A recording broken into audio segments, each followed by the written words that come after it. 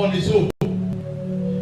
Jesus did not say, the moment she agrees and submit, listen, she agreed and submit to the anointing and the authority of Jesus. See, listen, if you are a member of this church, you don't believe in the grace and carry, nothing will happen to you here. Forget it.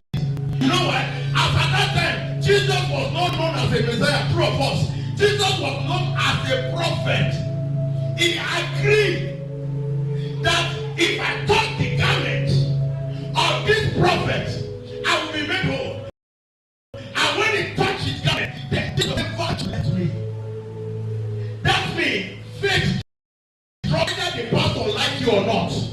Why? The pastor is not the owner of the anointing. The pastor is anointed. He's not the owner of the anointing.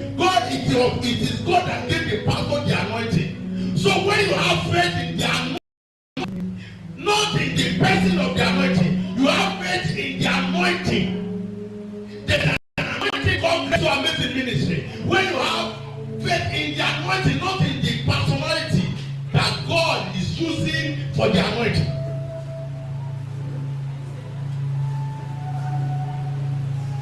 And Jesus said, great is your faith. Great is your faith. So unbelief and Jesus, see, every pastor, hello, every pastor wants his own family, his own kindred, his own hometown, his own village, his own state, his own local government to be the first partaker of his grace, true of us. But you know they are not always the first partaker. You know how many years it takes mommy to believe that I carry anointing. Yes, because of familiarity. It took time for her to believe.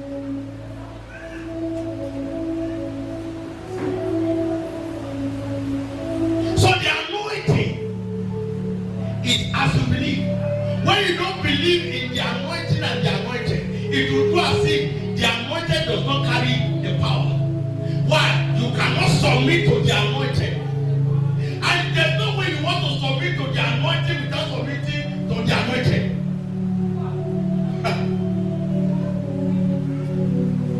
I just shared a testimony of how my pastor would just say, it is done.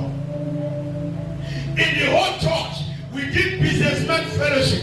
And my pastor said, anywhere, Pastor Boka in those days, he said, anywhere they have rejected you, go back there and say, my pastor said you have a job for me here. Only me have faith in the whole church to go.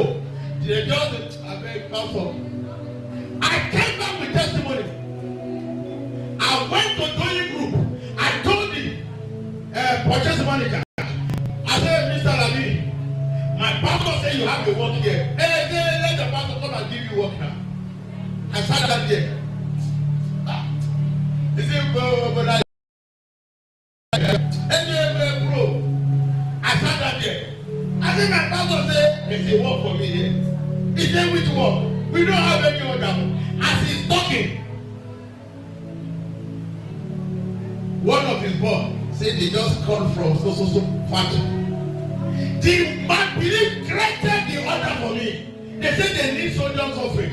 He said, hey, say your pastor will go and look for soldiers of it. You are your pastor. I got the order. Why? I believe. A lot of us, we don't believe. See, it's a serious case. God told me 2 sins that are the most grievous. Not fornication, not murder and theft. He said unbelief and unforgiveness. Those are the 2 sins that are very grievous. When you don't believe. My pastor said you have a job for me here. He said, tell your pastor. At the end of the day, I went. I didn't talk. Because wisdom, I didn't go back and say, you say your pastor, say where I got you. I didn't talk. It was after 2-3 months. He said, this is your pastor. Can I know your pastor? The man has been thinking about it.